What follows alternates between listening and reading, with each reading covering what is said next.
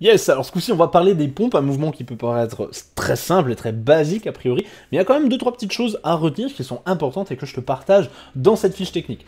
Donc la première chose, c'est l'écartement de tes mains. L'écartement de tes mains, il doit être égal ou légèrement, très légèrement supérieur à celui de tes épaules. Là, tu vois que Juliette, elle préfère un écartement des mains très supérieur, enfin très légèrement supérieur à celui de ses épaules. Donc là, c'est très bien. On va dire que dans tous les cas, dans le pire des cas, tes pouces doivent toujours être alignés avec tes épaules. Donc tu vas pas chercher plus loin que ça. Sinon, si tes pouces sont plus écartés que tes épaules, ok, ça veut dire que tu seras en pompe large. C'est une bonne variante de pompe, mais dans le cas d'une pompe classique, d'une pompe standard, celle que je te demande là dans cette fiche technique, c'est vraiment les pouces doivent être alignés sur les épaules.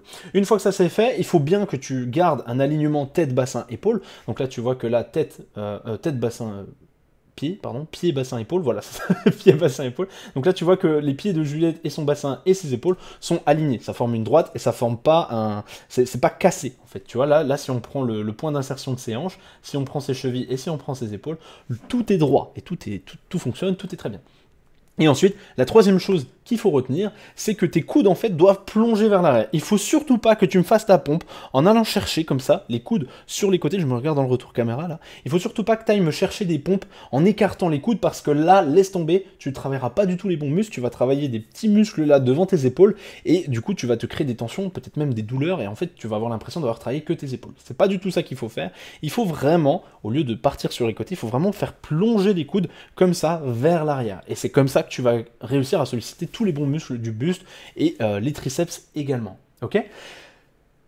La dernière chose qui est vraiment très importante mais qui est beaucoup plus technique, donc c'est pour ça que je te la partage à la fin de la vidéo, c'est que tes épaules, d'une manière générale, doivent être le plus possible en arrière et le plus possible vers le bas. Okay, donc, si tu arrives à faire ces trois choses-là, c'est-à-dire que tes épaules sont en arrière, vers le bas, et que tes coudes descendent, partent vers l'arrière, pointent vers l'arrière, et bien dans ce cas, c'est très bien, tu vas réussir à solliciter tous les bons muscles qu'il va te falloir pour réussir à faire une belle pompe. Si tu fais l'inverse, je vais te montrer maintenant comment on fait une très mauvaise pompe. Pour faire une très mauvaise pompe, il faut que tes épaules soient hautes, pardon, j'ai tapé dans le micro, il faut que tes épaules soient hautes, il faut que tes épaules soient en avant, et il faut que tes coudes partent sur les côtés. Et du coup, si tu me fais une pompe comme ça, là, eh ben tu vas travailler pas du tout ce qu'il faut, et ça, ce sera une très mauvaise pompe. Là, tu vois que Juliette, elle nous fait une magnifique pompe. Du coup, je te laisse t'inspirer de ce mouvement pour comprendre vraiment qu'est-ce que j'attends de ta pompe. Et donc, bien sûr, on est sur une pompe jambes tendues. C'est exactement les mêmes règles pour une pompe sur les genoux. Hein, sauf que du coup, tes pieds vont pas être alignés. Il n'y aura que ton bassin et tes épaules qu'il faudra bien garder alignés avec les genoux.